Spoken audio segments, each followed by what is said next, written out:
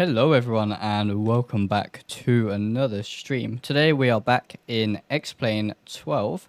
We're going to be flying from San Jose in the United States over to LA, and we have a special guest on the stream with us today. We have MisterX6, also known as SFD, Short Final Design. If you want to say hi. Hello everyone, I'm Justin, or also known as MisterX6 and SFD, and I'll be joining Drishal on this flight today. Fantastic. Yeah, thank you very much for being here. And Justin was incredibly kind and has provided us with a developer build. So it might not represent the final release version, but it's an early development build of LAX version 2, so the new update.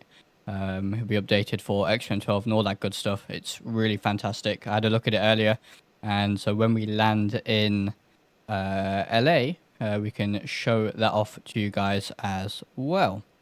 He's very right. So I'll turn up just in my side then. Hopefully that's a little bit better. And of course, guys, if you do have any of your own questions, do put them in the chat.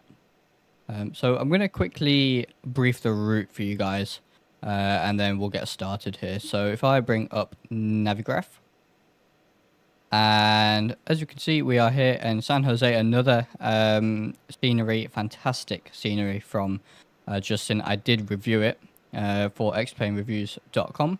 Very, very good scenery. There is a link. If you type !DEP in the chat, it should give you a link to this. But yeah, here we are, San Jose. We're going to be departing runway 30 left on the, I guess, SPTN S1 departure. Almost overflying the bay here. And then flying down to the southeast, down to LA. and will be on the Irman Irman 2 arrival into the ILS 424 right at LA. So that is the route for today. We'll head back to X-plane. I'll get the aircraft all going here, ready for the flight. But yeah, so my first question to you, Justin, is so how did you get into flight simulation? When I was a kid, my older brother actually had one of the Microsoft flight simulators on his PC. I think it was like 95 or 98. And yeah, he basically got me hooked on it. He let me try it out, and I found it really fun. And so I've played it myself over the years through all the versions, like 2000, 2004, FSX. And yeah, eventually I discovered X-plane, starting with X-plane 10. And yeah, that's basically it. Fantastic. So you started with X-plane 12, 10. We're now in obviously X-plane 12, so we can see the massive jump between X-plane 12 and X-plane 12. Big, much better. Yeah, I think there were some great improvements over the years. When I started with X-plane 10, they didn't even have default airports. Like everything was just flat, no buildings. And we've come a long way since then, I think. Absolutely, yeah. I started on X-plane 10 myself as well, and yeah, it's massive improvement. So how did, from being into X-plane and flight sim, how did you get into then the scenery development side of things? Yeah, so basically, as I just mentioned, X-plane 10 at the time basically had like no scenery, just empty airports and very generic overall scenery. Actually, the first time I played X-plane, I wanted to take a fighter jet and fly it underneath the Golden Gate Bridge, only to discover that it wasn't there. So I kind of made it my mission to put it there myself, and yeah, basically my first scenery, San Francisco, kind of grew from there. First modeled a bridge, then I said, well, why not the city as well, and then why not the airport as well? And that basically got me hooked on it, because it was just very fun to add to the world and see your creation. And yeah. Fantastic. That's really cool. So then you started with San Francisco, obviously quite a large and an intricate airport. Where did you go from there in terms of your other airports? Because obviously we all know of the X-plane 11 airports, or the freeware stuff, and then the library, the texture replacements for the runways for X-plane 11, all very fantastic. Obviously now onto the payware stuff as well. How did you progress through all of that? Well, I basically just picked any project that either people wanted or whatever I found interesting at the time. And I just naturally grew my skills through practice. Obviously, I always try to make each project better than the last. And of course, it also means learning new software over the years. Like a few years ago, I switched over from Photoshop to Substance Painter, which just allows me to get greater detail with textures and make the process easier. And that's basically how it is, always trying to evolve, trying to be a little bit better each time with each project. Yeah, that's really cool.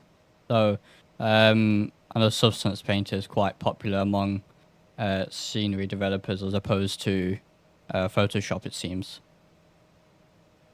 Yeah, I think you kind of need it because it's easier to manage stuff like roughness map, metal maps, normal maps. It just automatically generates and compiles them for you. And in Photoshop, it was just a really cumbersome process.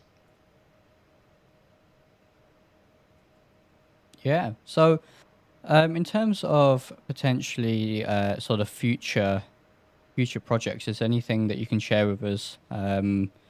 Sort of, obviously we have KLAX version 2 and then SFD Global. Is there anything else you can share with us? What's the sort of roadmap looking like?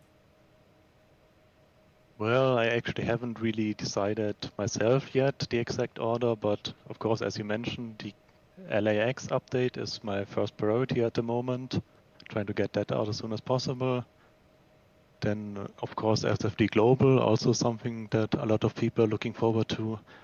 And lately I've also looked into converting some of my projects to Microsoft Flight Simulator because yeah, it just makes sense as a scenery developer. You already have the object, so why not bring it over to another sim? Saves you a bit of work. And yeah, so that's next. I see. So Microsoft Flight Sim 2024 might be quite important then, I suppose, for you. Yeah, I think the SDK isn't changing much from what I've heard, but yeah, I think it has Microsoft Flight Simulator has a massive user base, and it's kind of hard to miss out on that as a senior developer. So I think it's kind of inevitable to start developing for both sims. Yes, yeah. We've seen a lot of devs, not necessarily completely move, but start developing for both simulators. I think, as you say, it definitely makes sense as they're, like you say, things like objects and stuff are already made, I guess. So it's not as difficult as if you were starting from scratch. Yeah, exactly. So I think we've got a question here in the chat. And hello, everyone. Welcome all of you to the stream. So from McGregor then, how to learn to get great performance with all the details. So obviously a lot of your scenery is very, very detailed. How do you sort of optimize the performance then? Well, I think there's always multiple factors. Obviously, it starts with having efficient modeling techniques, like don't have any unnecessary faces or polygons, model as efficiently as possible and only as much detail as you need. And then, of course, you can also use optimization such as LOD, level of detail, where small objects just disappear into the distance so they don't add to the rendering load.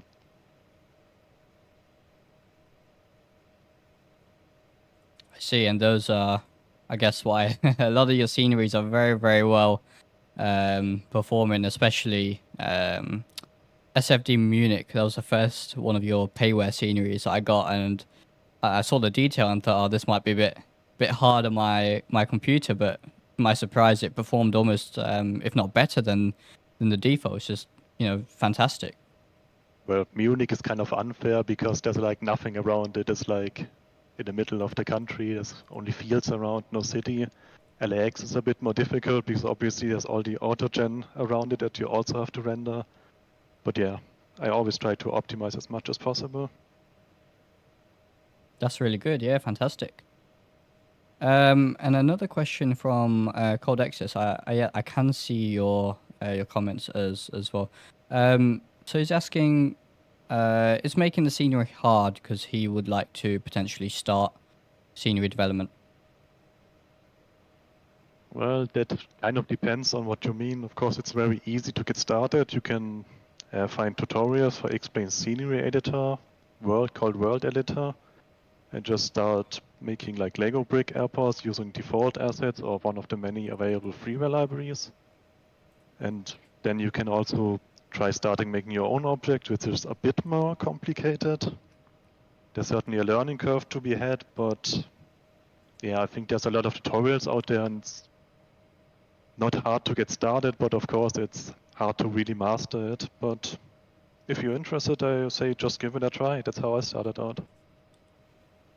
So in terms of learning then, what kind of maybe documentation resources would potentially be useful to go and look at if you did want to get started with development and, world editor and all that sort of stuff? I guess for World Editor, there's a tutorial series by Jan Vogel. I think he works for Laminar, and he makes a very comprehensive tutorial explaining all the steps on YouTube. And for modeling, I mean, to be honest, I'm not really a big tutorial watcher myself. I just like to try things myself, see what works, see what doesn't. But you can just download Blender and look for any beginner tutorials that teaches you like the basic concepts, the keybinds and stuff. Doesn't even need to be XPlane specific.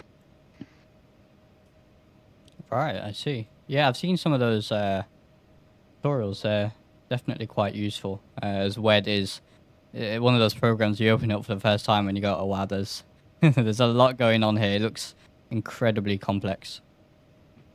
It can be a bit overwhelming at first, but it's actually quite simple, I think, once you get to know it.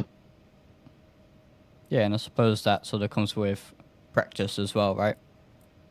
Yeah, like everything. Yes, absolutely. Right, so just doing the takeoff performance here.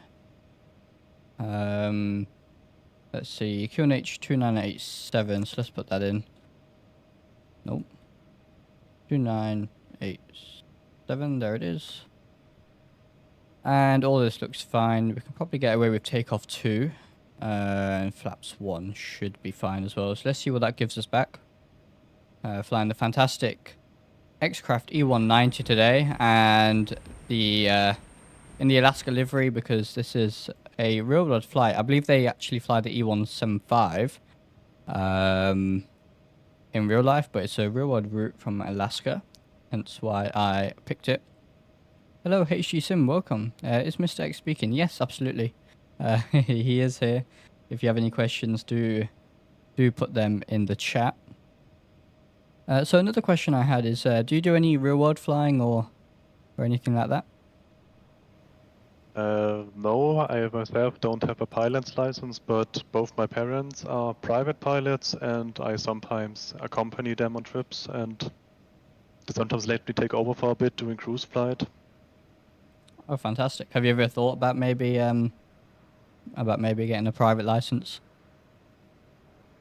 Yeah, I thought about it, but I don't know. I just don't really have the motivation. Fair enough. Fair enough. Seems like a lot of learning. It is definitely. Yeah, it's a lot, especially the theory and all that sort of stuff. It does get a lot, even just for a private license. But it's pretty cool that your parents are into it. That's very cool. So we're gonna go flaps 1 here. So that's what we had set. And we got our speeds loaded. At least we should. Where are they? It's been a while since we flew the E190. There they are. 133, 135, 139. Fantastic. We're cruising flight level 350 today. So let me just check if there's any restrictions.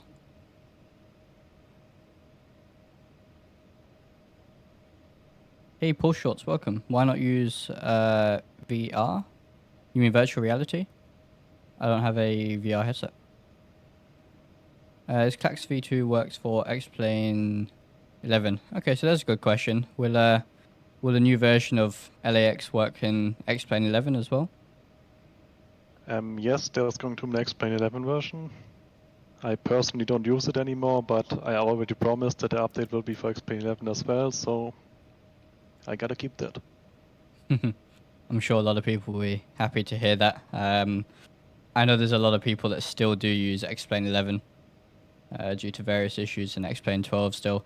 I mean, I'm not on the latest beta actually, because seems like causing a lot of crashes for people, so I've stayed off that, not updated just yet. There have been some growing pains with XPlane 12, some aircraft not being updated, so I can kind of understand why people would stay on 11. Absolutely, yeah, definitely.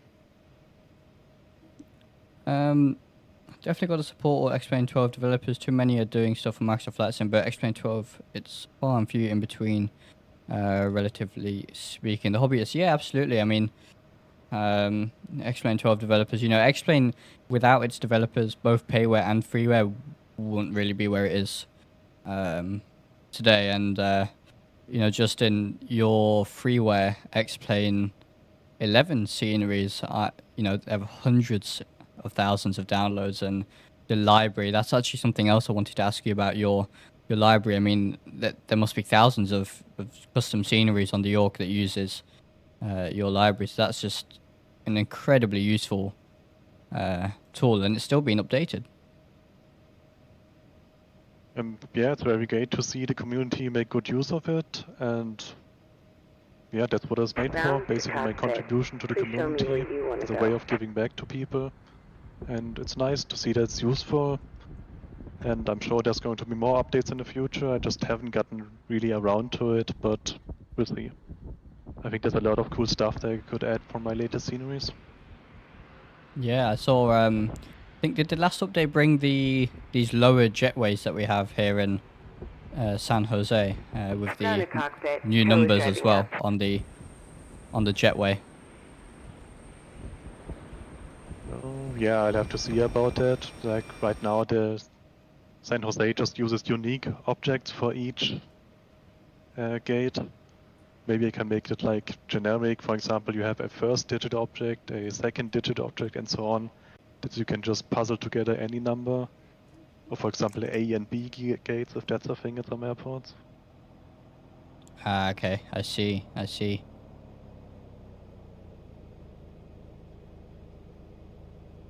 And of course, the whole jetway situation, we now have the X-plane default jetways for XP12, so a lot of people don't like them, so kind of questionable how useful that is, but on the other hand, Okay, with all default doors jetways, and I think you hatches are couldn't closed. do those lower Ready to jetways connect. because you can't like vary the height, so but we'll see.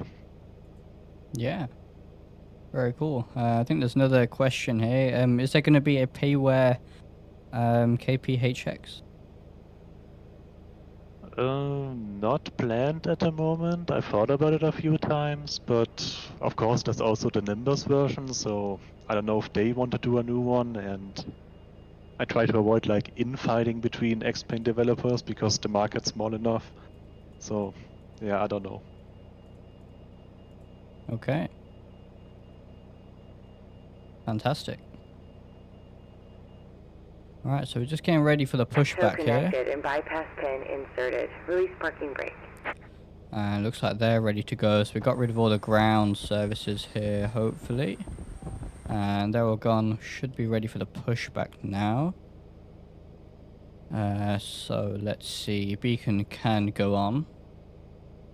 On APU, fasten seatbelts, no smoking signs. I'll just double check everything looks good here. The E190 very automated, but gotta still be careful. You got everything in the correct mode and all that good stuff. But I think we're good here. We'll release the parking brake. Starting pushback, and you may start engines. And we'll go ahead and start engine number 1. So we'll just hold that to start position. See the N2 horizon there. And that's gonna auto start. Fantastic. From Ryan Melson, welcome. Is there any chance that a is that Innsbruck, I think, or Vienna could Vienna. be made? Yeah, I don't know. It has been suggested on the org by someone before, and then someone else immediately came in. Oh no, there's a Gaia version, and you should do something else instead. So I don't know. But I think they haven't updated theirs for XP12, so yeah, maybe that's a possibility in the future. Okay. And Skylar's asking, are there any plans with San Francisco for the working flight info screens? Flight info streams? No, not really, because it would require a plugin, and I basically have no idea how to code plugins, so that would require a lot of learning on my part, and I don't know if that's worth it for such a gimmick that people won't use a lot of the time. Yeah, I noticed some cool features at LAX, like the boards on the terminal showing the time and the altimeter setting and temperature and stuff like that. That was pretty cool. Yeah, I think I have those at SFO as well. Those are like simple boards that just work based on data refs, so they don't need a plugin. Yes. I think what he's referring to is like complex stuff, like seeing your flight number departing in X minutes and stuff like that. That would require external input and a plugin, which of course makes things a lot more complicated. Right, yes, yeah. I suppose it'd need your access to the flight plan and, you know, for the off-block time and all that sort of stuff. Operation complete. Go ahead and set the parking brake. Alright, so they're done with the pushback. Engines Disconnecting tow. are Stand by. started. And so we'll let them disconnect and then we'll make our way down to the runway. We're going to runway 30 left. And while they're doing that, let's... that's quite loud, but we can take a look at San Jose here. We did do a stream on San Jose when it released. Fantastic, fantastic airport. Really love the ground textures here. Looks really nice. This is the auto here that comes with the scenery as well. This here. And just, as always, really, really nice scenery. There is a link. If you type exclamation and DEP in the chat, it should give you a link to the store page. 3D grass, lovely modeling, as you can see here, of the terminal buildings. And I do have a full... and bypass bin has been removed. Hand signal on the left. We'll see you next time and have fun up there. Yeah, and I do have a full review of it on xplanereviews.com. Very, very nice. Nice airport to fly in and out of, yeah, especially in the 7.3 or the E-jets, you know. Mhm. And so, more questions. So HC Sim asking about San Diego scenery, and Coldex is asking about a Geneva scenery potentially. No plans for Geneva at the moment. I think there's already a paper available, but I don't know. Someone's asking about San Diego. I think they're still doing like a big reconstruction on one of the terminals. So if I ever do San Diego again, I'll have to wait until that's like finished and new satellite images become available, because it just kind of doesn't make a lot of sense to develop a scenery that's in the middle of a reconstruction. Then you do it all over again a few years later when it's actually finished. Nice, very cool. So in terms of the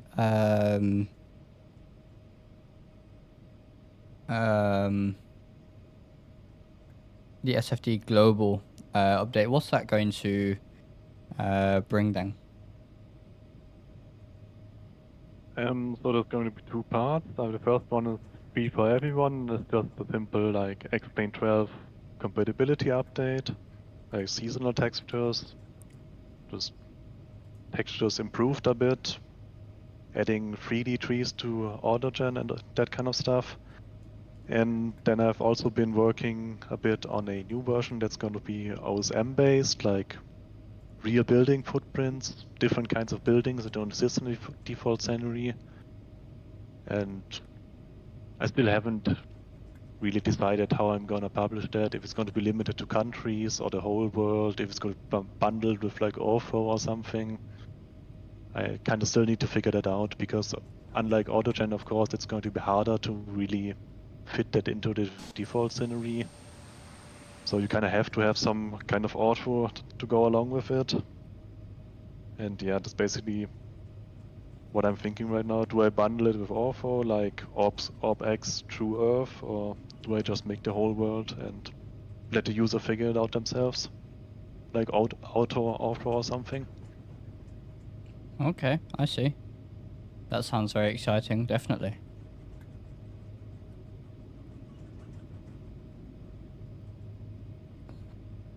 Surprised didn't fly an older jet today. Siva V2 is out. Oh, really? We'll have to take a look at that. I'm still still trying to learn the Phoenix, the Felis 747. Still need to get my head around that one. But yeah, for today we're doing the E-jet, much more automated. Here's a 737, old Southwest livery is coming in to land there. Traffic Global.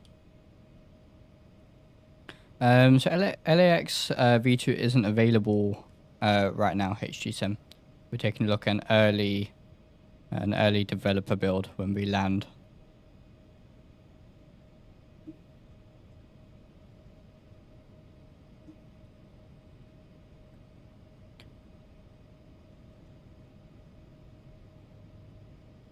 And we're going to cross runway 30 right here. Head over to 30 left before we take off. And again, you can see the fantastic ground textures here. Looks very, very nice indeed.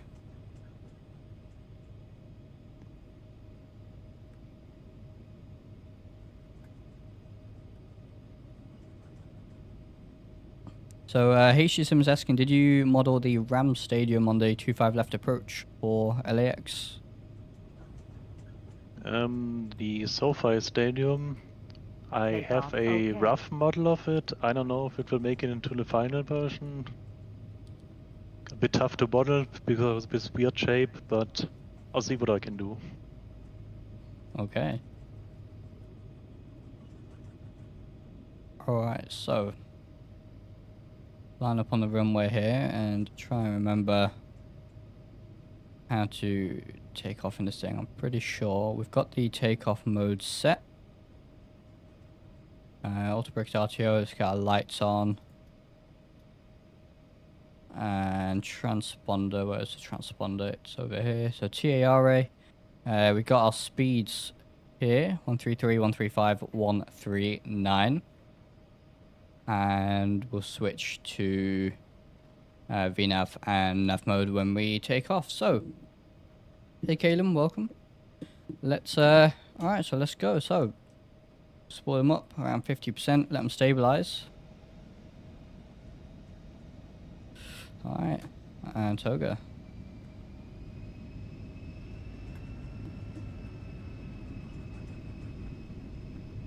So that should be set now. Auto throttle. There we are. 80 knots.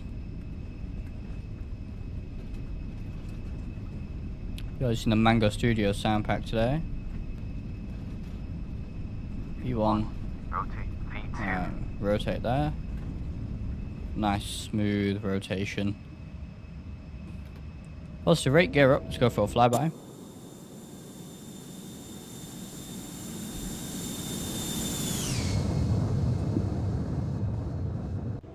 There it is, very nice. So let's set LNAV, should have VNAV. There it goes. Alright, so we'll follow that. Get a lovely view of the surrounding area. There's the airport behind us. Very, very nice. And alright, so we'll set the autopilot there. So we do now have FMS speeds and all that good stuff in the E-Jets from Xcraft. And we do have a restriction as well at 5,000. And then after we're past that restriction, we'll go up to our cruise altitude, flight level 130. But everything is looking good for now. We'll retract the flaps shortly.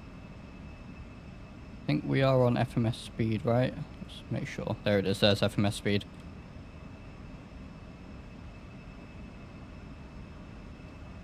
And I do have a new script installed for the clouds, which I'm testing out. It's by the same developer as the Cloud Tweak script. This is a version 2, actually. So, flaps up.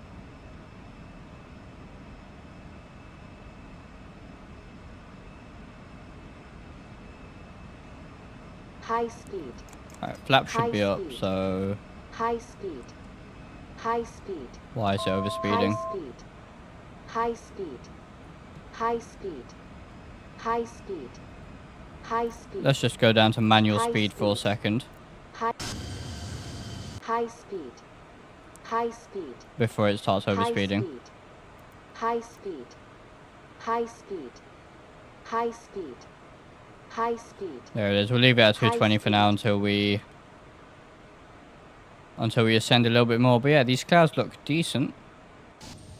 Not too bad, but we'll get a better look when we get up a little bit higher.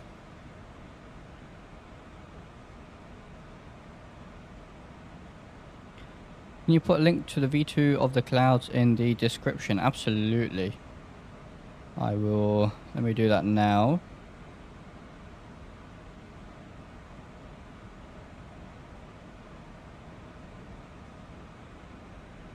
So it's on the XPlane forum. Let me just grab the link here. No worries, Stan.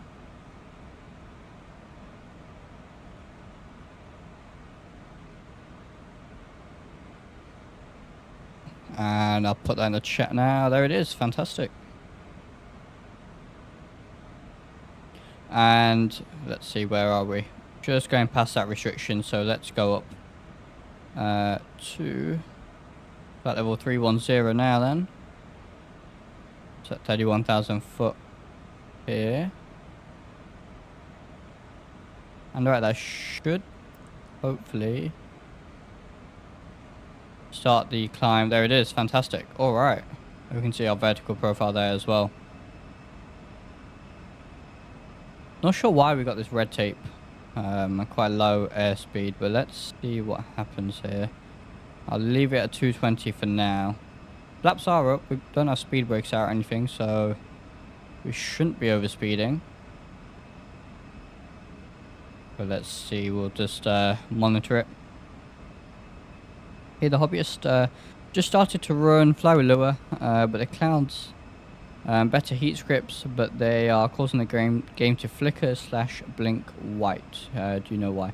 If you put a make a post in the XPlane help section of my Discord, and then give me a link to the cloud, sorry, the scripts, I can check them out. I think the heat script is XPlane 11 only, so if you're on XPlane 12, that might be why, potentially.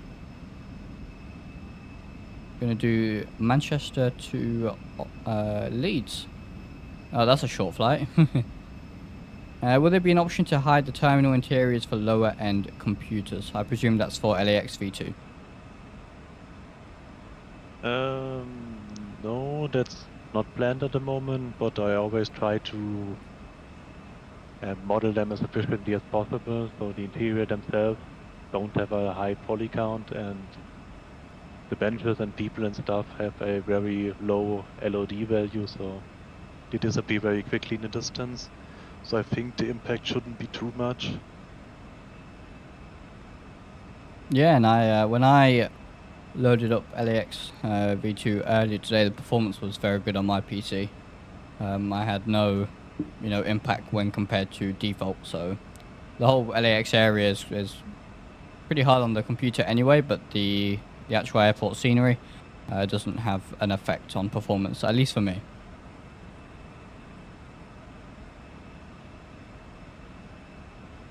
Alright, so well above 10,000 foot. Let's get the landing lights off. Taxi lights can go off as well. APU, we should have turned that off earlier, but that's fine.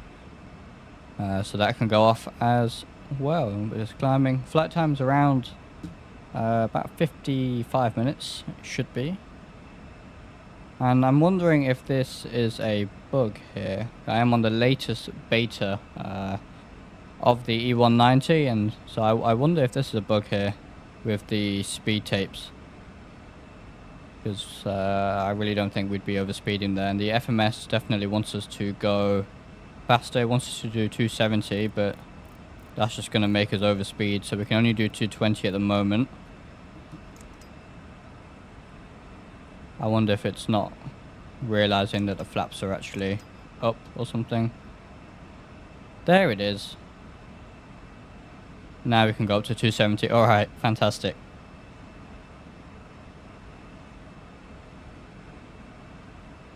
Hey, XP12, welcome. How you doing? Glad to see you here. It's been a while.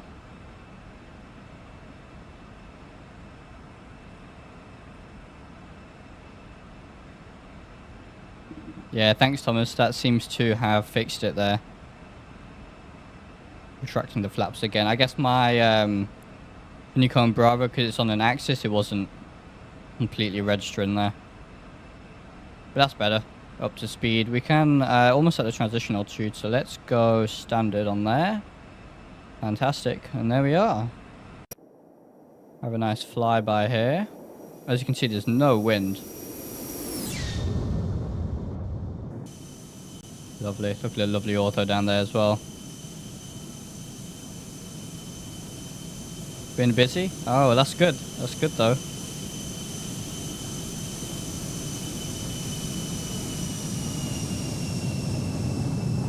It is.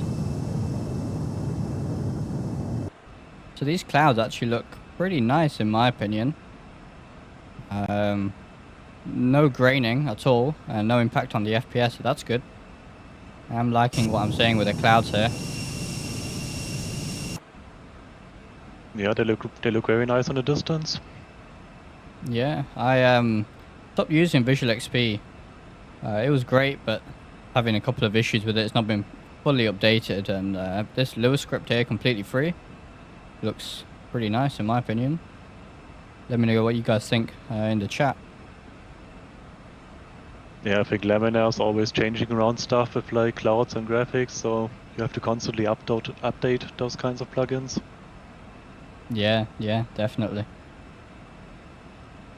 How does, in terms of developing scenery, has the recent 12.1 update, or do you think any future X-Plane updates are going to impact the scenery development side of things?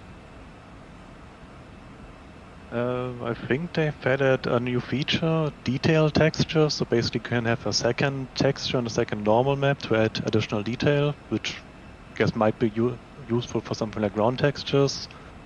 I haven't used it in LAX so far, mainly to remain backward compatible to XPlane 11, but that's going to be interesting in the future. And I think there's also various other improvements planned. For example, performance improvements like the night lighting, they're working on that. So yeah, we'll see what other tools they have for us and scenery developers. Yeah, that'd be good. What would you, you know, if you had like a wish list for Laminar Research, what are some things you would like for them to add or improve to help with the scenery development? Well, I think what almost every scenery developer wishes for is a more dynamic mesh system, which I think is coming. They've talked about next-gen scenery, so hopefully we'll get that. Because obviously there's a lot of trouble with custom meshes, there's no real editor for them. They always cause incompatibilities with authors and stuff. So it's just very annoying to deal with. And aside from that, can't really think of anything at the moment. Yeah, talking about the mesh, one thing I always appreciate about your sceneries in particular is that they generally come with a custom ortho patch file as well, and it's surprising how many even payware sceneries don't come with that, and then you have to pick between either having a you know, the custom mesh or having your orthos, where at least with your, you know, the ortho patch files, it means that you don't have to make that decision and you can use both together. So something which is, you know, sort of small but very, very much appreciated. Yeah, that's why I always try to ship a patch file, because obviously a lot of people are using orthos and they want to continue using them. But since I'm delegating the mesh work to Maps to XPlane, he just always delivers a patch along with the mesh. He has like an automated tool to generate it at the same time. So that's kind of nice. Yeah, that's cool. Very cool. Maps to XPlane do some fantastic stuff themselves as well.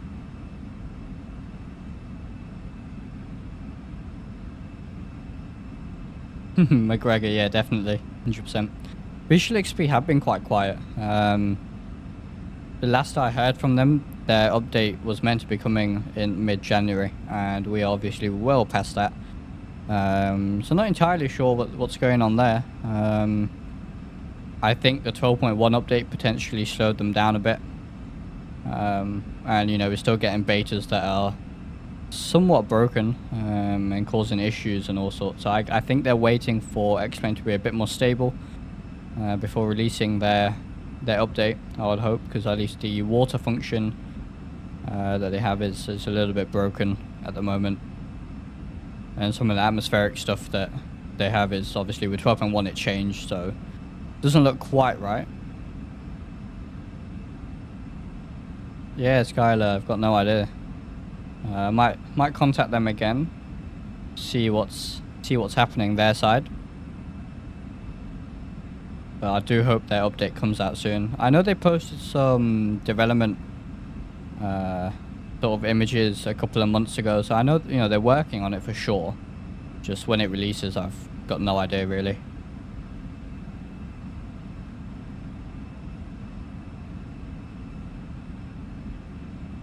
Using auto today. I was going to be better on that side, but yeah, using auto for this orthos here. Although the ortho we had at San Jose is was just ortho for XP, but everything in between is auto.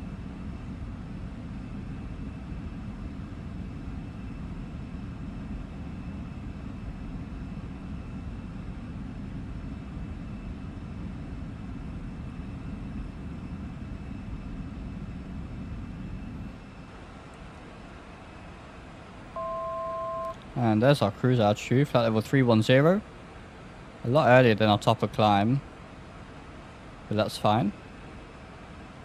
And then we can see it's about 90-ish, about 100 miles maybe to our topper descent there. Actually, I think our cruise altitude was 350, wasn't it? Let me check. It was 350. Let's put that in instead.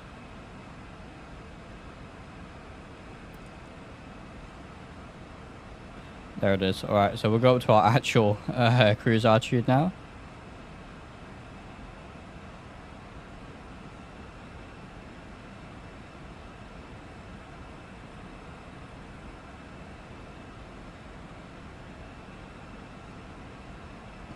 Looks like it's just gone overcast conditions now as well.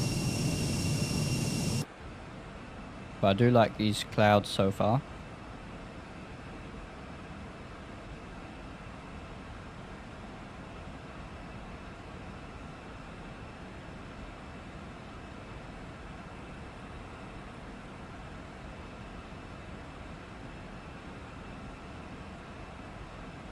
Regarding the, you know, your freeware library, where did the idea for that come about? Was it something you just sort of made for yourself, and then other people ended up also using it, and or what happened there? Yeah, I think the original thought was just sharing assets between my own scenery, so I don't have to pack them every time, and yeah, just as a side effect, everyone else can use them as well. Yeah, definitely. Pretty much every every freeware scenery that you find on the org and everywhere else requires your scenery, so it's definitely used by a lot of people. And I think that's it's a really good thing actually, because a lot of people wouldn't wouldn't necessarily know how to do the modeling for some of those assets or the texture work, and it means a lot of a lot more people can get into it and make these freeware airports that XPlane really almost relies on and thrives on, is all the freeware and payware sceneries. Yeah, I mean, the default airports aren't bad. They are very accurate for the most part, but they do look very generic. So it's nice to have third-party sceneries to just add a bit more variation.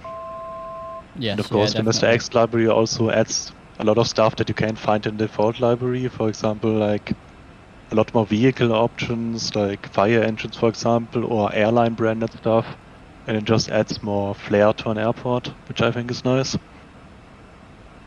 Yeah, and it's definitely very noticeable as well when you load up the scenery and you've got nice, runway and taxiway textures and all these custom objects everywhere. The default XPlane ones, like you say, accurate and pretty good for default. They do generally look quite generic.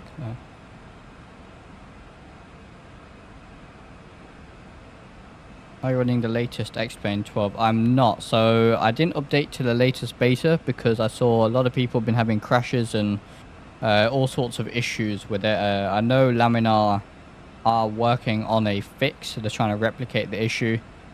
But yeah, for now, I'm sticking to this version, at least until a fix comes out. We'll then move across afterwards.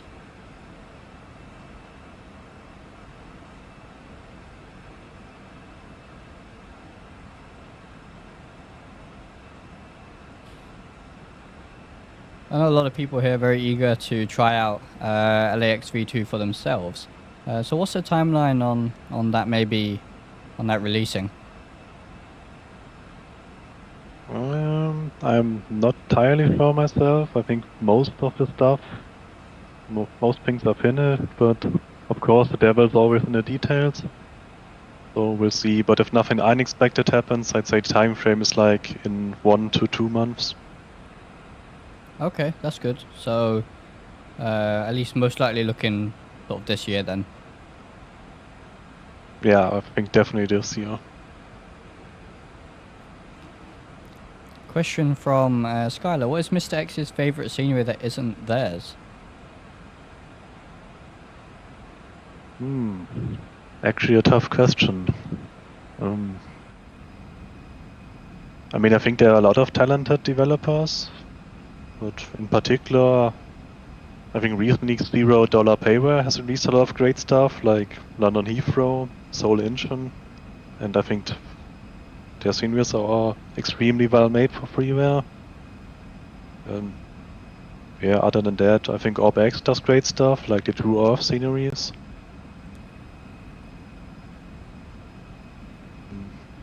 Yeah, Yep. that's pretty much it. Yeah. Speaking of Orbex, we will be taking a look at their newly released Melbourne International Airport for XP12. We'll take a look at that tomorrow.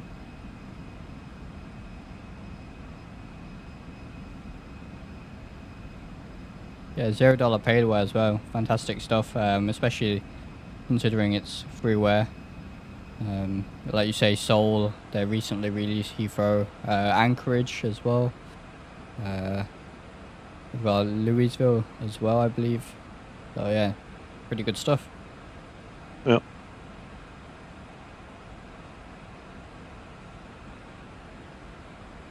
Are there any other developers that you sort of potentially communicate with, or you know, you guys sort of help each other, or is it just mainly sort of going solo? Mainly going solo. I mean, I'm always happy to answer any questions when another developer approaches me, but there isn't really anyone that I regularly talk to. Yeah.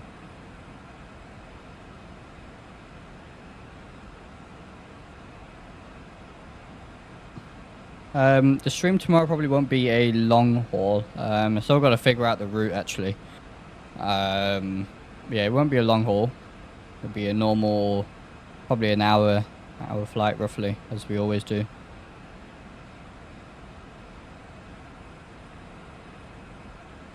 Let's see here, not too far from top of descent. Do our landing performance then. So let's see, we'll get the weather from LAX. So VFR conditions, that's good. We are doing runway 24 right.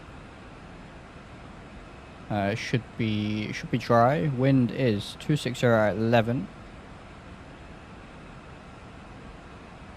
So put that in. Temperature is 22. And QNH is 2989. And then our landing weight, if we go weight balance, in fact I'll grab it from my OFP here. Our estimated landing weight is 39913, so let's put that in. 39913. Flaps 5, that's fine. All our reversers are operational, no icing. We'll compute that and send it to the FMS. As you can see, they're only using about half of the runway, so plenty of space. We'll send that. We can go to downlink here, load landing V speeds. And then if we go to perf landing, we have all of our landing data there. VREF of 127, V approach 132. So that all looks good there.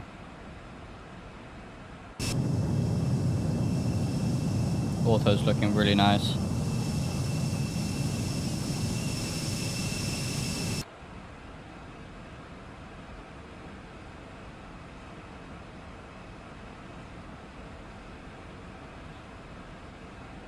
So how do you go about picking which airports you're going to make? I know some you sort of did freeware versions for XPlane 11, and so maybe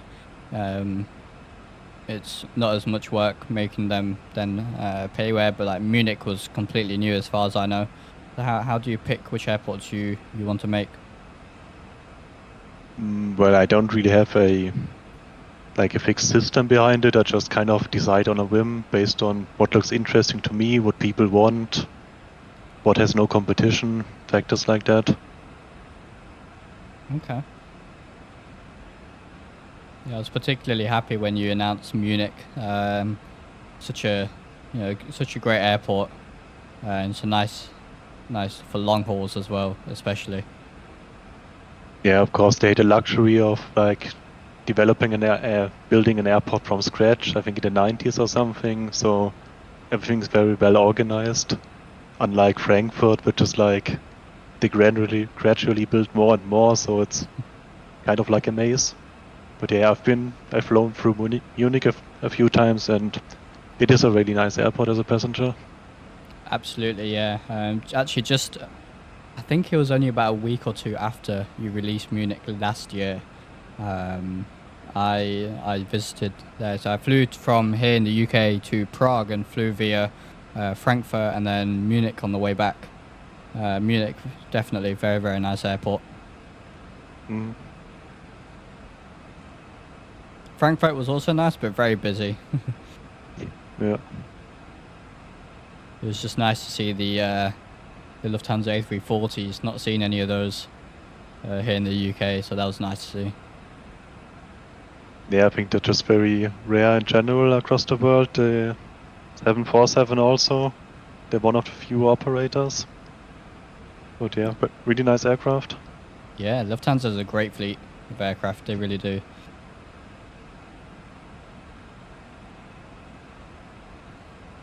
When you make the airports, do you travel to the airport itself, or do you just sort of use reference imagery that you can find online?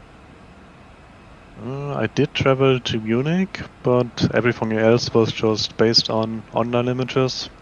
I think nowadays you can find a lot of reference materials. Obviously, there's the 3D view in Google Earth. You can also find a lot of photos people have posted on the internet, so you can kind of get a good impression from that. Yes, I suppose that is that's helped a lot recently as well, with just having better imagery and access to a lot more information about the airport as well. Yeah. Skylar says Teagle's best.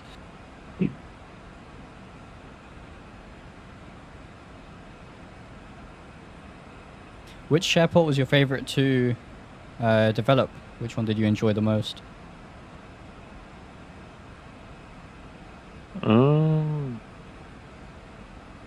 Good question. I think Munich was kind of interesting. Of course, very different from the US airports. The first airport in my home country actually. So that was kind of fun. And yeah, not an airport, but SFD Global was also a very interesting project because obviously a lot of different architectures all over the world, trying to emulate them, putting them into AutoGen was a very interesting process. I guess all the research about different countries, the buildings and the architecture would have been quite interesting as well.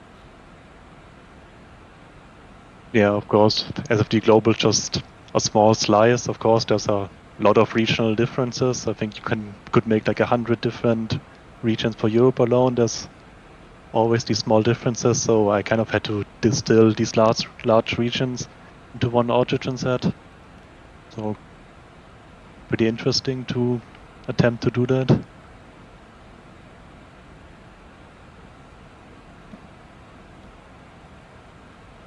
So would I be right in saying that SFD Global sort of started out from, was it the Japan Pro project that you had the AutoGen for Japan, and then it sort of extended to the rest of the world?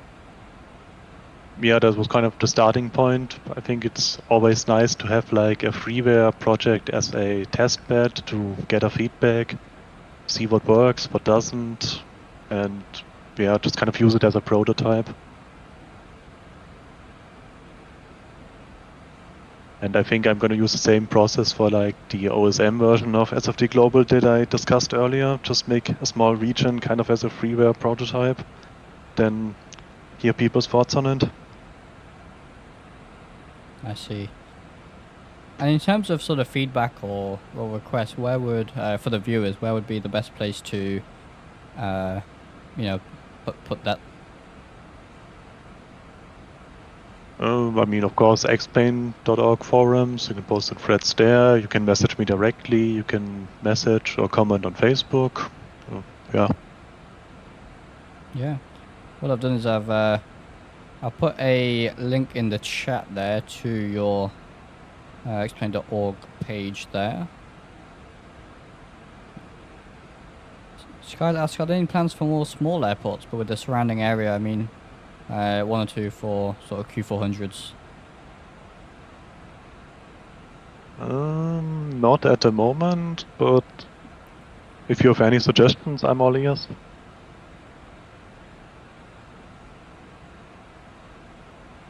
So I think California, like the coast, has a lot of these small airports. Maybe one of those would be interesting. I'd have to look into that.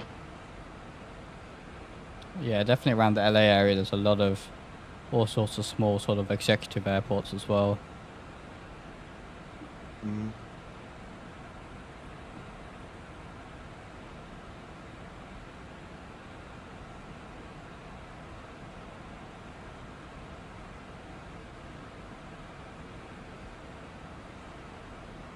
RPUO.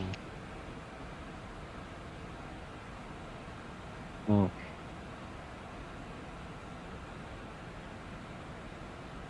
RPU, I'm just looking that up myself. Basco, Philippines. Philippines. Oh, that's kind of interesting. I mean, these more remote regions are always a bit tough because it's not so easy to get reference material, and also there isn't really that big of a demand for it.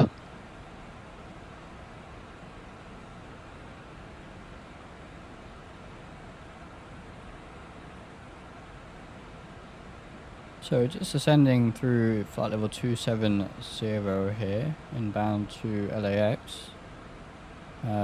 Still way too far away to see it. We've got a pretty significant crosswind here, it looks like.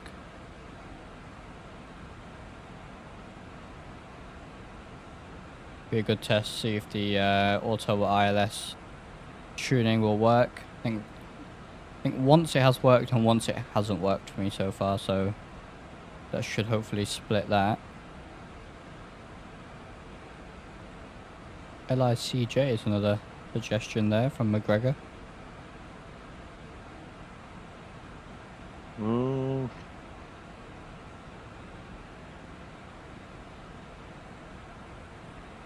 Yeah, maybe. I'd have to look into it.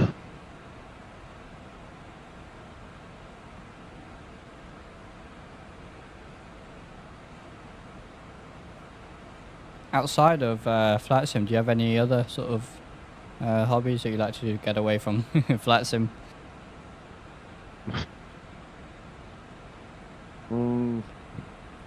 Yeah, nothing particular. Just hanging out with friends. I like to go hiking or skiing in winter.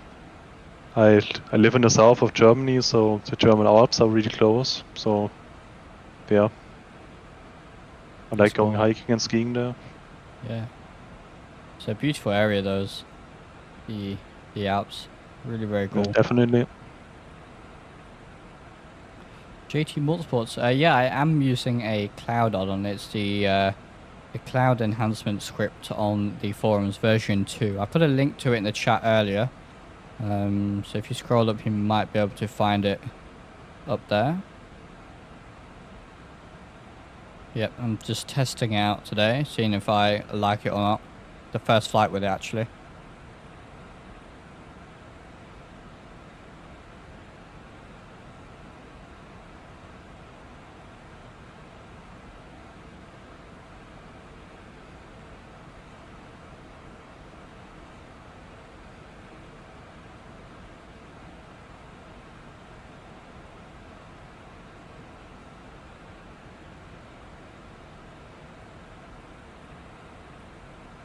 So all your sceneries now, at least the newer ones, rely on LST by Xcoder. Maybe for some of the viewers, do you want to explain what LST is and sort of what it allows you to do with the sceneries?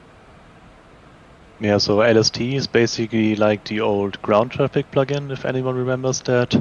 And it basically allows you to animate objects along a path in various ways, which is the most obvious use is vehicles, but also like people walking out in terminals. And the big advantage compared to ground traffic is, of course, it's a global plugin, so you have one instance and not every scenery has its own, like it was with ground traffic. And yeah, I use a mix of LST for all the outside airport stuff, like cars and trains, people and stuff, and all the airport vehicles just use XPlane's default system.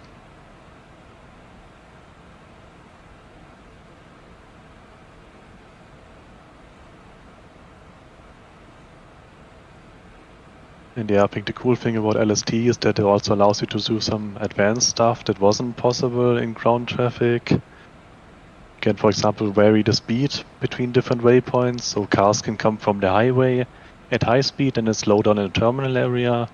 Cars can randomly take turns, like go into a different lane.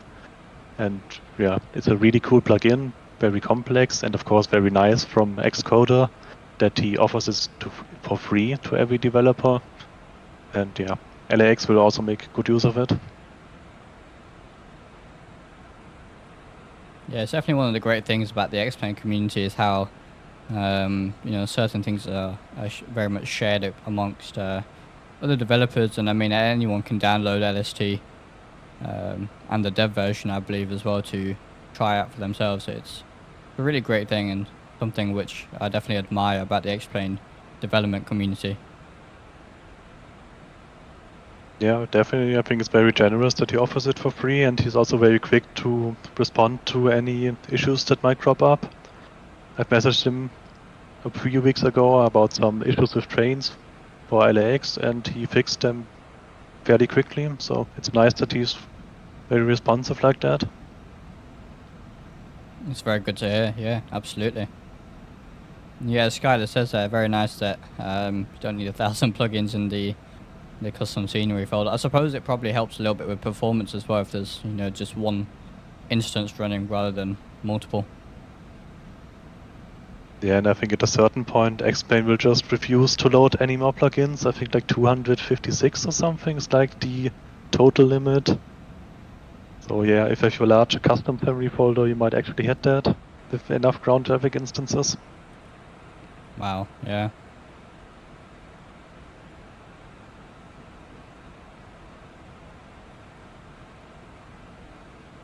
Right, so we've just gone past flight level 180, so we'll switch to local QNH then, which is 29088. In fact, the META just updated. So if you go to 29088, I'm just going to update the landing performance here. Although it's not significantly different, so I'll probably leave it, to be honest. It won't make too much of a difference. And yeah, on local QNH we can see, where is it? Just in front of us. I think the ILS approach is somewhere over there. Yeah, getting closer now.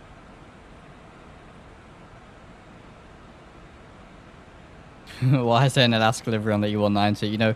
The only reason, this was actually a default livery that comes with the E190, but I don't have the E175. I just have the E190, so it's sort of the best I can do. But I do plan to get the full pack at some point, hopefully.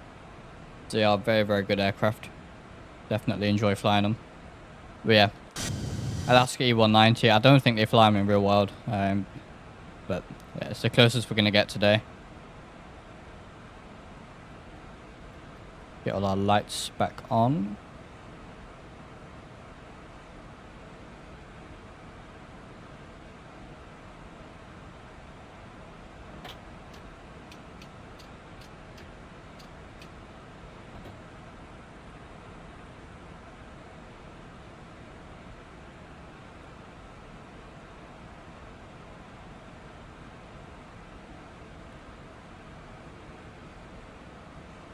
Did you do much flying in X-Plane, or is it mostly all sort of just scenery development?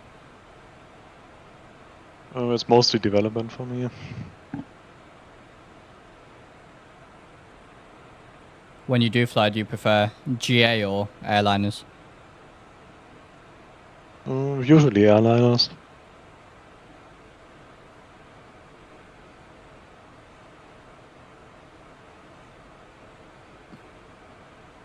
Does fly, that's great, really good to hear. Plenty of liveries planned for the E170, 75 and E190, fantastic.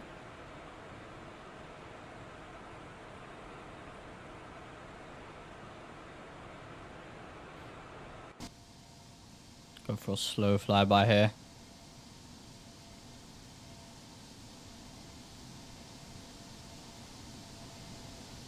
Yeah, so far I'm noticing that the clouds definitely don't have the grain, that's what the graininess that they used to have with the default X-Plane cloud, so definitely a lot better. But I'll have to continue testing it in various scenarios.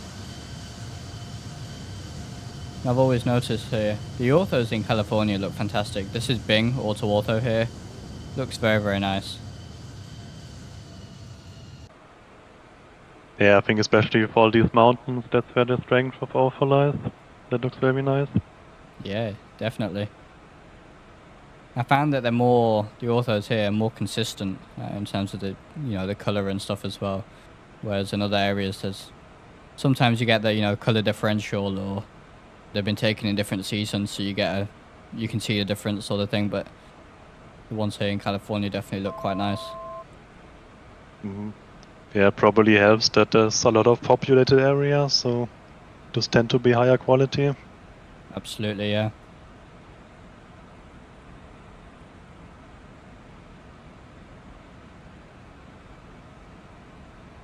Alright, well, we can see the approach here, although it looks like there might be a discontinuity, so let's just check it. So we have vectors as assigned, so I think just do that. That should be good. And let's see. That looks fine to me so far. It's a bit of a sharp turn. We might actually just go heading mode there. Fly a bit of a downwind and then intercept the ILS.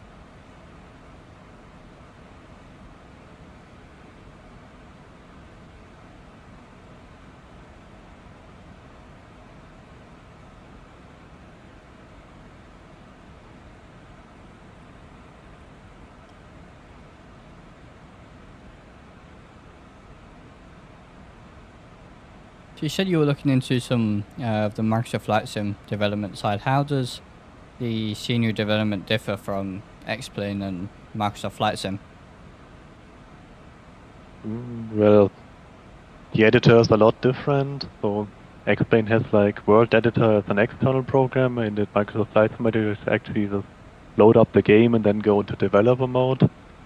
And then kind of you have to edit everything in 3D, like in the game, which I find kind of annoying. I like that I can just quickly load up World Editor and have a top-down view. I think that's easier, but yeah, I guess the upside is that you see what you get in Microsoft Flight Simulator, which I guess also has advantages. And yeah, of course, the objects have to be, textures have to be re-exported. There's a different format. The objects have to be converted. They have a few nice features. For example, one thing I'm still trying to figure out is like parallax interiors. Like basically you use a texture and then the game makes it look like there's an actual 3D interior. So that's kind of cool, and yeah.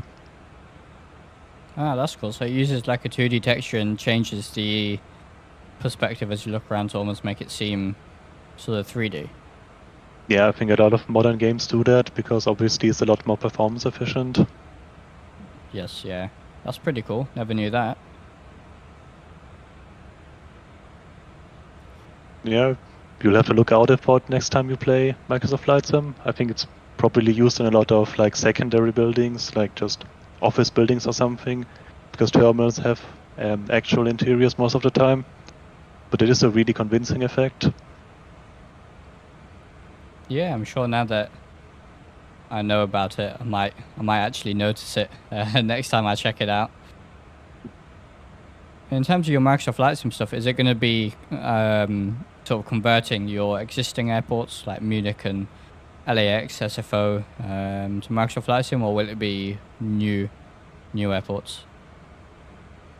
I think the first one will be San Jose, and aside from that, I think it will have to be new products most of the time, because either the airport already exists by another developer, or the project is just too old, because my old projects I used Photoshop, which makes it a lot harder to convert the textures like normal maps and roughness maps, because then you have to do everything by hand. And Substance Painter, you just switch to a different preset, hit the export button, and that's it. Right. And I suppose they'll be hosted on the Microsoft Flight Sim marketplace. Yeah, and then I guess I have to look into third-party stores. I already sell my stuff on Sim Market, so probably there as well, and then we'll see, maybe others. Okay, very cool. That's definitely exciting. Microsoft Flight Sim community getting a great scenery developer.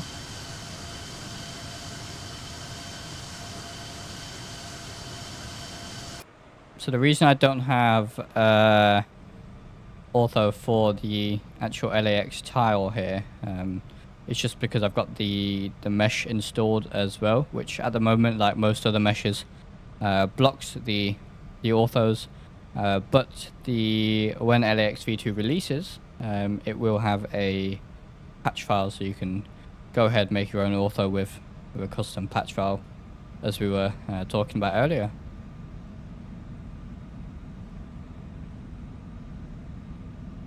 Here you can see initial look at the airport there. You can already see it looks very, very nice, but obviously we'll take a proper look as we get closer. Yeah, I think we get a good look at some of the new stuff on the approach. They rebuilt a lot of that area for, like, the people mover. Okay, yeah, we'll keep an eye out for it. Just gonna go heading mode here. 070 probably should be good, and we'll descend to let's see, 2200 for the approach. Should be our platform altitude, so let's do that. Flight level change is fine. And we'll probably take the speed ourselves as well, 210. We'll leave it at that for now. I'm just going to check if the ILS frequency is tuned, and it is 1085. And the course is 251. Oh, that was already set. Fantastic. So just descend down to the platform, we'll turn around and set the ILS.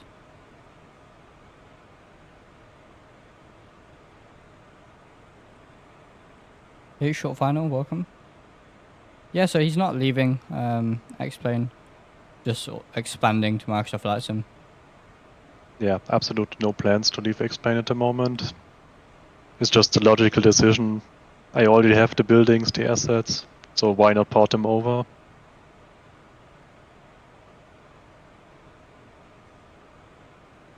Yeah, I mean, Thai models have done the same thing, you know, still developing for XPlane, but it's releasing the same airport to Microsoft Flight Sim as well. I suppose he has the same reasoning behind it as, the objects and textures and stuff he's already made, so. Yeah, I think it's kind of an inevitable at this point for scenery developers. I think Nimbus also announced that they're gonna convert their stuff. As he mentioned, Xcoder, Vertical Sim, well, he's moved over entirely almost. So, yeah. The XPlane market is just fairly small, and it's difficult to make a living on that alone.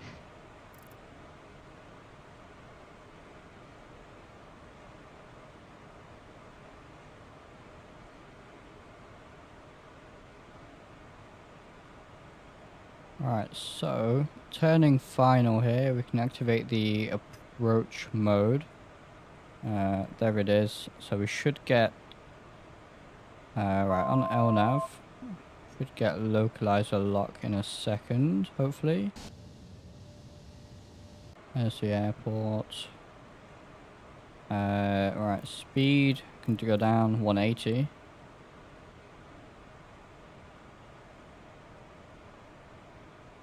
Right, I'm not entirely confident it's doing what it should be doing here. Go back to heading mode for a second. And we'll go flaps 1, start slowing down.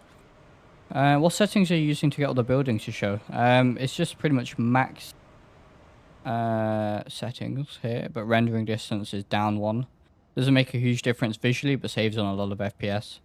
But yeah, there's nothing external going on for the buildings. This is sim heaven here.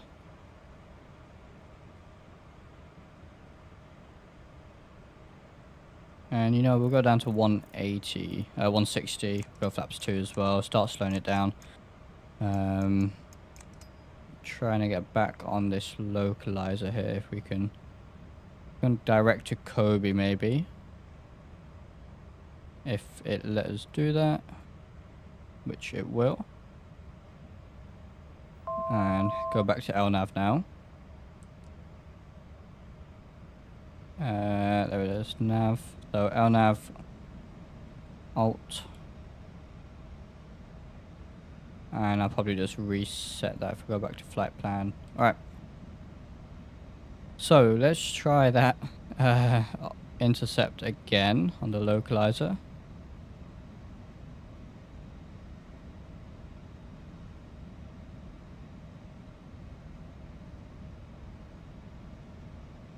Can see the runway. Weather's very nice here. And let's see. 10 miles out.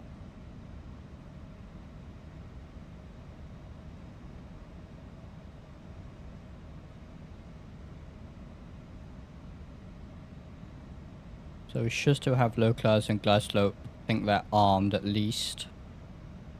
But we'll keep an eye on it. All our lights are on.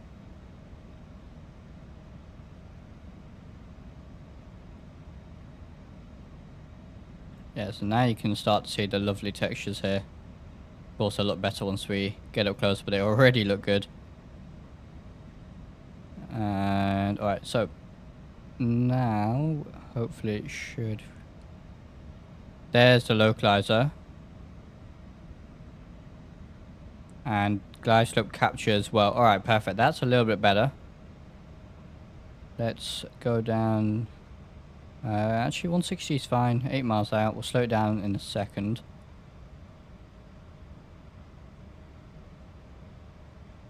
That's auto armed, isn't it? And we'll go flaps 3, gear down. Should have a nice gear view here.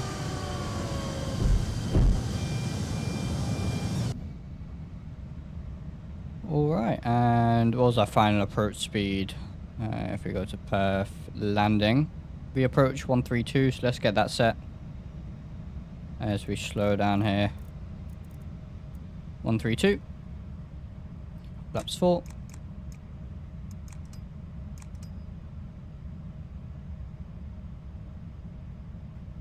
And yeah, slowing down nicely there. Flaps 5. Alright. So, I will take manual control here. Which is the autopilot disconnect button. 1000. Auto. No. Autopilot. There it is. Alright, so, my aircraft. And we'll put it down here on 24 right.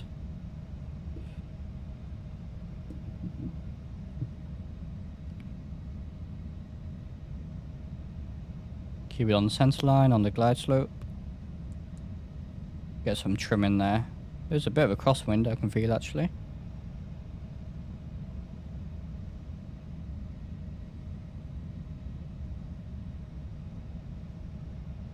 not get too high.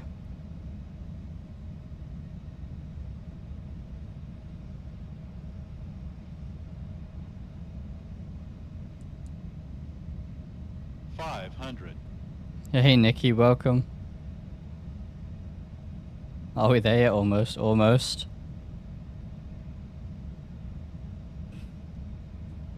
Two white, two red on the peppies. Looking good. Approaching minimums. It is gusty. Definitely feel that crosswind from the right. Minimums. 200. There's minimums. We'll continue with the landing. 100. 50. 40. Throttle. 30. Throttle. 20. Slope. 10.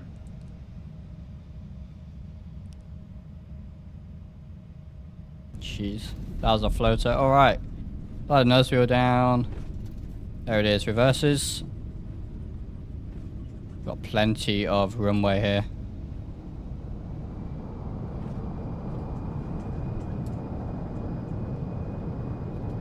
Slow it down. Take this exit on the left here, the second one. Stir the reversers, manual braking. And we'll take this exit off to the left here. Just about slow down for, flaps up. Alright, here we are. You can really see the fantastic, look at the grass and shrubbery here. Fantastic textures. We'll taxi back to the gate, take a look at the replay, and then we'll explore the airport in some more detail. Yeah, man. Yeah, the taxiway is actually already one of the new additions.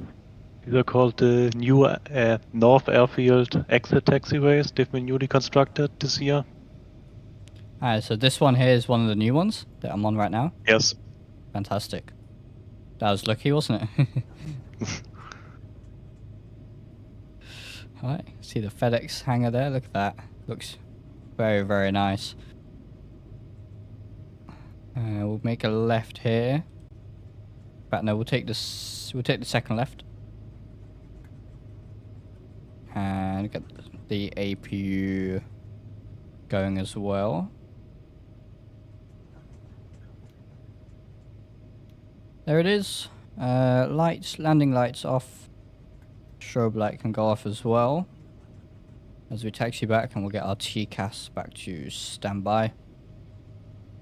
Yeah, it looks really nice already. We are using traffic global as well, so we've got some nice, there it is, look at that, 757 departing there.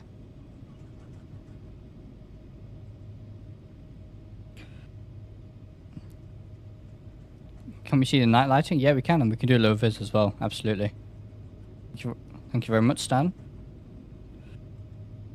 Dankus Osprey, when does this release? So release is a few months, essentially, at the moment. But when it does release, I'll probably stream the release as well. We'll have another look at the full version.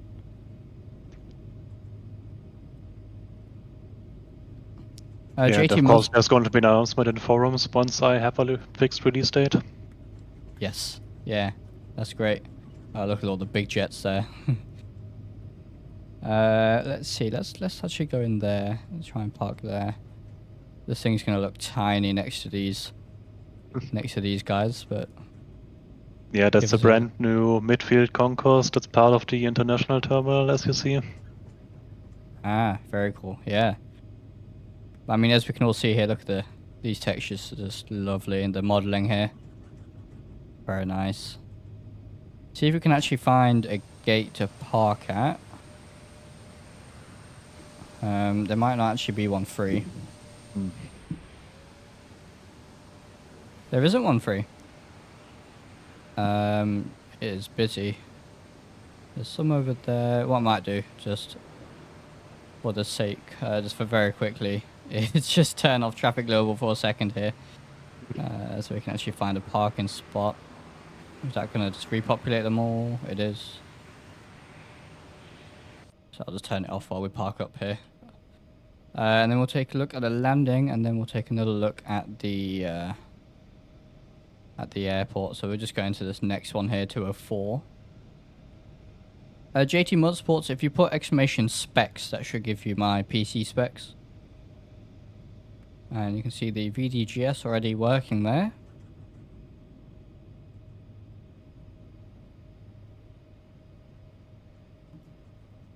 So there's definitely a stand which is not meant for the E-Jet probably, but that's fine. Jetways are definitely going to be high for this one, but we'll just park it up here. Get back on the sensor, there it is. And stop there. Alright, so parking brake and go on. We're on APU, so we can kill the engines.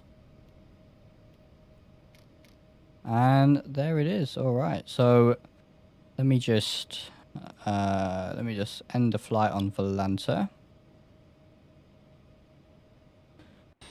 And alright, let's take a look at the replay and then we'll explore the airport in more detail.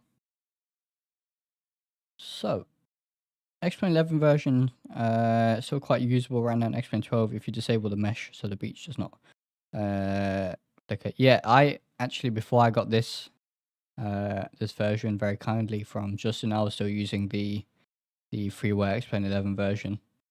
Yeah, still worked very, very well. So, but obviously this version is a massive step up for sure. Looks really very nice.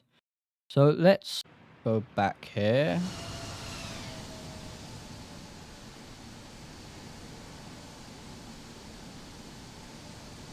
It's going to be a little bit stuttery most likely.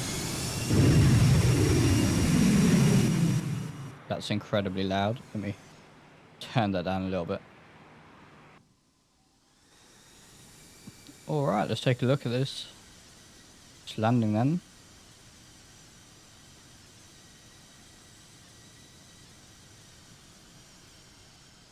Definitely a bit of a floater. It was decent in the end. Take a look at a few more angles. Let's go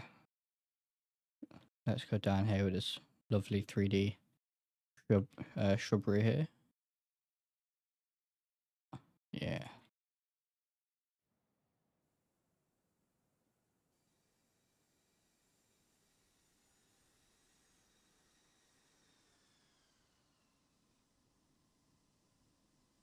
Oof, the stuttering in the replay. Had that with the recent NVIDIA driver. Yeah. The latest driver is not very good. By XPlane at least, especially in the replay. Just does not behave. And alright, one more, and then we'll take a look at the airport.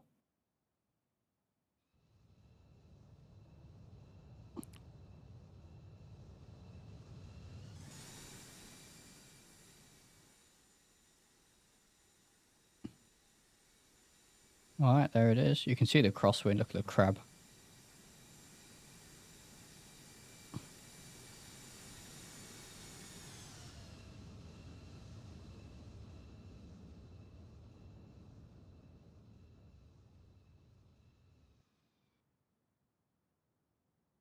You see lovely curved runway here as well.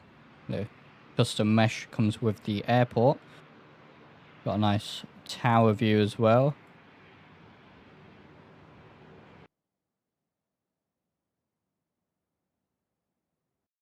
Alright, let's take a look at this. Yeah, XPlane. This recent driver update really does not like replay mode. It is incredibly stuttery.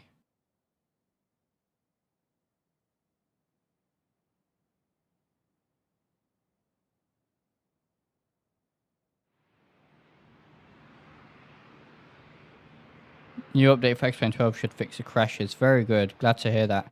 Hopefully that releases soon. But now let's take a look at the airport in more detail here. So I'll disable XP Realistic for a second. And all right, so let's take a look then. I guess since we're here, got the custom ATC tower here as well. Very, very nice modeling. Look at that. The detail is crazy. Even the glass there, and those, I guess they're sort of balcony areas. Very, very nice. Really cool. And then the iconic sort of, I'm not even entirely sure what exactly this is. To me, it's just sort of a monument synonymous with LAX. Again, looks very, very nice indeed. Nice orthos as well coming with the airport for the area. Yeah, this thing is called the theme building, but no idea what's used for. Just, I guess, as an observatory, so we can have a look around. Oh, very cool. Yeah, see, I I didn't think know you can that. actually go to that area at the top. Out there. Yeah, like the fenced-in I area. see. Yeah. That's cool. Really cool. And of course here we've got some more sort of parking areas, and this looks really good here. Delta Flyer wants to see Terminal 3 that is behind you at the moment. Yeah, so what we'll do is we'll do a sort of a loop. We'll go around the Oh yeah, we can just look at everything and we'll see it eventually, I guess. yeah. I mean, brown textures again, so nice. Got sort of oil spills and all sorts of clutter, and nice and randomized as well. So it doesn't look copy and paste at all. It's very, very nice. Definitely simulates the airport environment very well. Lots of wear and tear. Really, really nice. And these staircases here you've modeled. That's cool. Of course, we had a look at the runways and taxiways on the way in, but they again look very, very nice.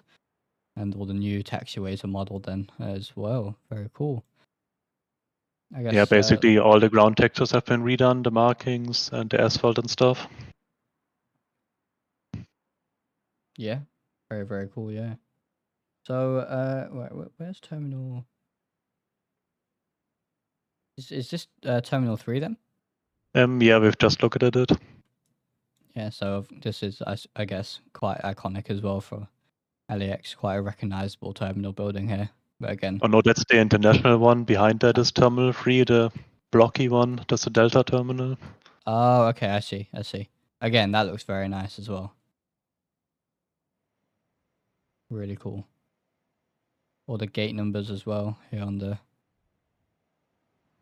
they're 3D as well. Wow, very cool.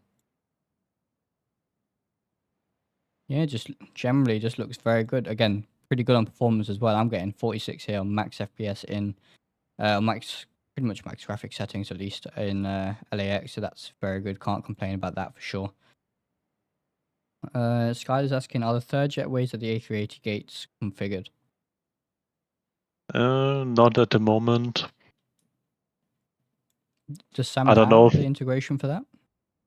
Yes, you can configure for door 3. I don't know if it probably has to be set up in the aircraft as well.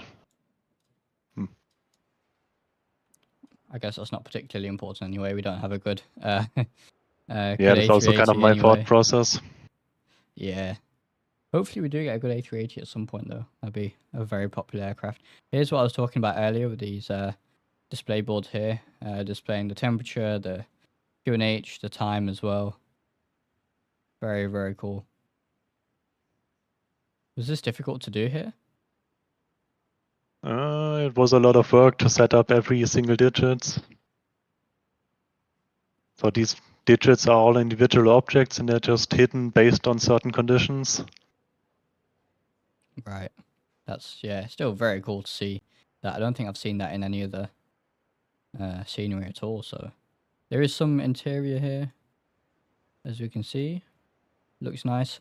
I'm not overly bothered by airport interiors anyway because, well, we spend most of our time out here, but it still looks very good. And if you're sat out here on the apron, you can see the seats and stuff in there anyway. So it does look pretty alive, which is Yeah, very that nice. interior is still from the first version, that entire terminal, so doesn't look as great as the new one. Maybe I'll update the objects inside a bit.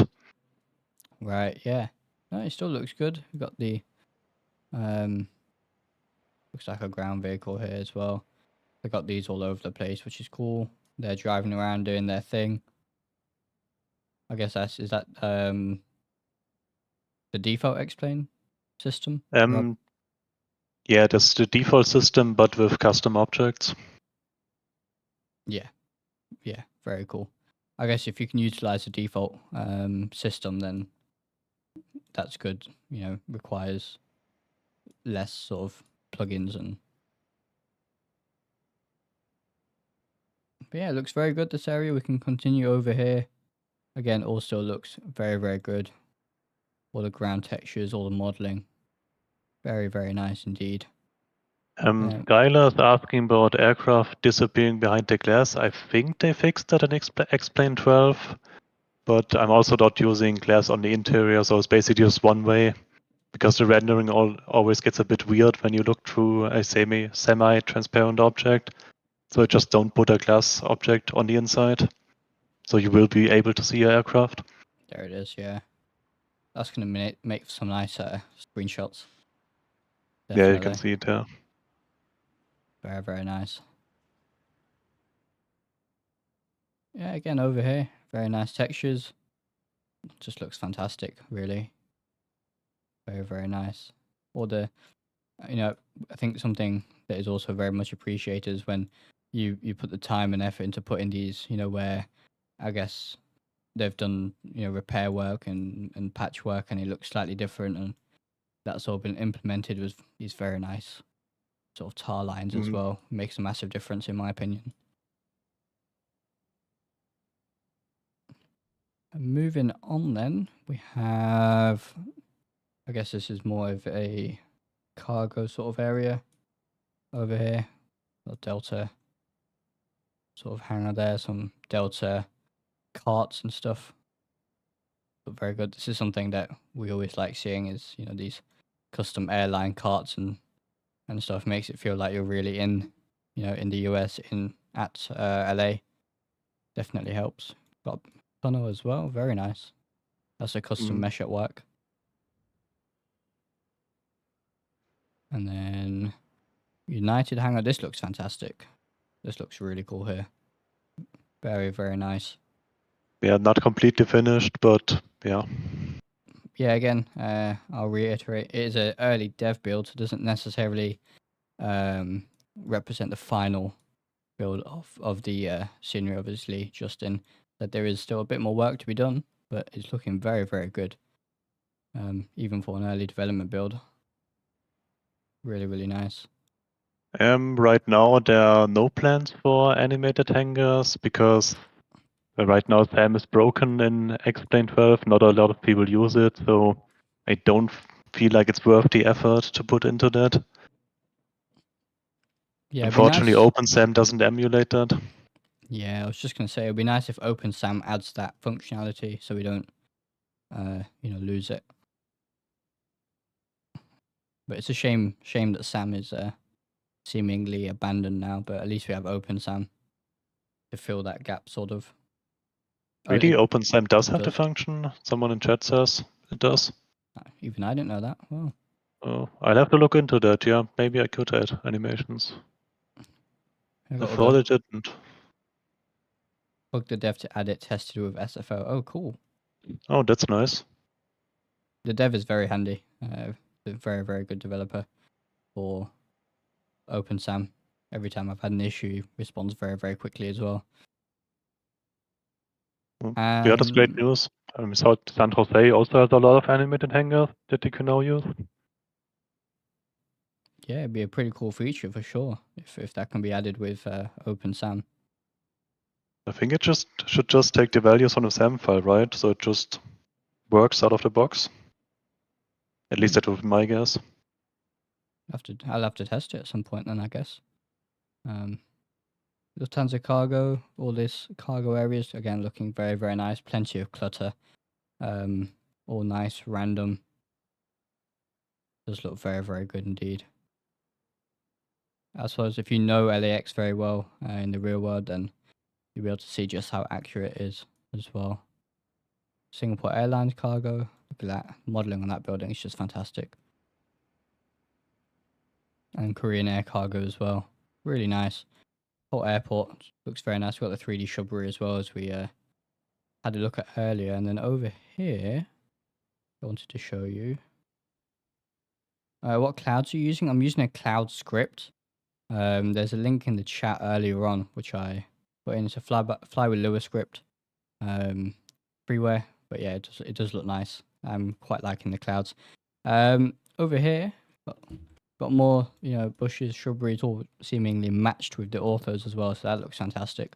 That's something I definitely noticed. And then over here, I guess that's the VOR station there. More 3D. Yeah, the new 3D vegetation looks really nice. Yep, especially when it's matched with the ortho like this. You've put clearly a lot of time and effort into this, and it just looks very, very convincing. It really does. And then we've got the beach area as well, which looks very nice. Even got some cars and various trees and stuff here. So yeah, it definitely looks really cool. Very, very nice airport. Looking forward to when it releases. Qantas area and Delta hangar there. Yeah, Very, Delta very 1 nice. is new. Yes. Yeah. Again, really, really nice. The text pops there so nicely. It looks fantastic. Did Korean Air Cargo cheap out with their signage? Yeah, whole airport looks really nice. Plenty of objects. Plenty of clutter and everything that you'd expect at a large international airport such as this. It looks very, very, very nice. All the signage as well, as you'd expect, all there. And when I had Traffic Global running earlier, it all ran very well as well. So Traffic Global was working really nicely with all the taxi routes and stuff like that. So yeah, definitely looks very nice. Easy on performance as well. I mean, LAX area is hard on performance in general. But this is the sort of same performance I was getting with the default LAX scenery anyway. So all of this detail, all of this quality, and no impact on FPS for me. So that's definitely a very, very good thing. We have a couple questions from chat. Short final, the mesh is made by Maps to XPlane, so I don't know if he made it completely from scratch. Basically, he just edits the default mesh with like his own height data and adjustments, and then he derives an auto for XP patch based on that. And Skylar asked about the 3D vegetation. I think there's a global toggle in the XPlane options. And since I'm using the default trees, it will obey that setting. So if you turn them off on your end, then they will be off. Ah, that's really cool. That's a good feature because a lot of people are performance limited, so that could help there as well.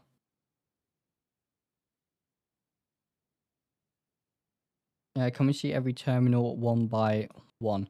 Well, I mean, we've showed off most of the airport here. I think if there's anything more specific that you want to see, we can do that. But it's a very big airport, so every terminal one by one might take a bit of time. Is that custom autogen? This is SimHeaven. I'm using SimHeaven autogen right now. It looks very, very good. Much more accurate than the default XPlane. So yeah, something I'd definitely recommend. Oh, night lighting, Skylar. Yes, absolutely. Let's do that. And low vis. So let's go to nighttime here. And already we can see just how nice the night lighting is. Look at this. Nice. We'll do low vis in a second as well, but yeah, this looks really cool. Are these they custom lights or are they or default XPlane lights? These are all custom lights. Yeah, they look very good. Really nice. Areas lit up really nicely. Obviously all the taxiway and edge lighting as you'd expect. Stop bars. And we can take a look at approach lighting as well. All the taxiway and runway lighting stuff, that is default, but the rest is custom. Yeah. I mean, night lighting. I mean, they already look very nice. Yeah, exactly. The default XPlane night lighting looks fantastic anyway, so that looks good. Very, very nice. That does look really good. And low vis. Let's do low vis. So let's see what that. That should give us some low vis if we get out the clouds, I guess. No. Let's do IFR precision. Yeah, still looks very good. Obviously, visibility is now significantly decreased. Still looks good for that. With a all the water puddles and stuff, obviously a big feature for XP12. So yeah, still looks very good. Can you look at the shrubby area by runway 9? Yes, we can do that. So let me just get rid of the weather and set it back to daytime.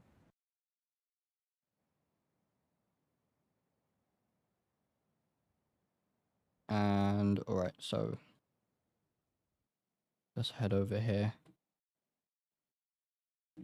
The dirt road that goes down into a kind of ditch. Right. Well, it's over here somewhere, I guess, then. Runway 6. 6 left, 6 right, and then we have 7 left, 7 right. Over there, but it all looks good. All these shrubs, all the trees, buildings. Over here looks very good. Matched with the ortho as well, so that looks particularly good. Nice mesh work here as well. And then it's just the firefighting test rig, I guess, that they use. That's all there as well. Looks very, very good. Can you show Terminal 3? Yes. So, right, so which one's Terminal 3? I'm trying to look at my... Right, I see which one Terminal 3 is. Looking at my nav graph. So this one is Terminal 3, right? Yeah, the one with all the stairs. Yes, there it is. And all of that nicely modeled as well. Really, really nice.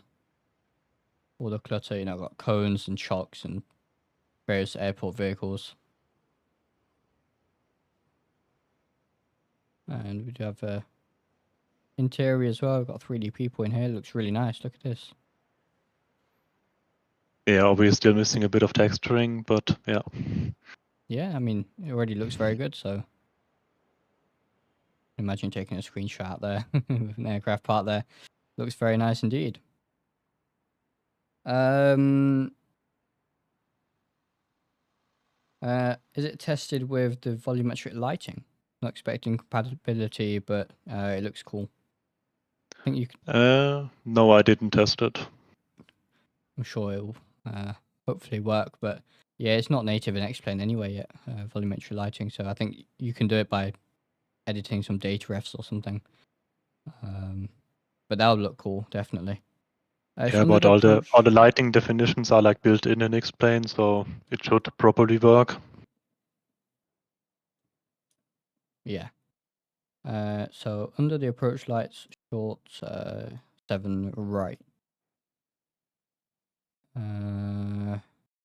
Right, so here's 7 right. As you can see. Just a dirt path, I guess you're talking about. There's all sorts of shrubbery and stuff over here. There's a bit of a road here, I guess. But it all looks good to me, definitely. Power lines, all that sort of stuff. Looks good. Glenn, absolutely, yeah, it does look very good. So, yeah, that's probably going to conclude the stream there. Big thank you to Justin for coming onto the stream and also providing a dev build of LAX version 2 as well. So Justin, thank you very much. No problem. All right, and thank you guys as well for all your questions. I hope it's been a good stream. Hope you enjoyed it. I hope you learned a thing or two as well. But yeah, fantastic airport. Thank you very much, Justin. And guys, I'll be back tomorrow, and we'll take a look at Orbex Melbourne Airport for XPlane 12 as well. So I need to suit the route. Still need to sort the route for that out. Yeah, day 1 purchase. Yeah, absolutely, Skylar. Yeah, and yeah, like I said, we'll take a look at the airport again when it does release. So thank you all very much for watching, and I will see you in the next one. Yeah, thank you guys for tuning in, and I hope we look forward to the release. Cheers. Thank you.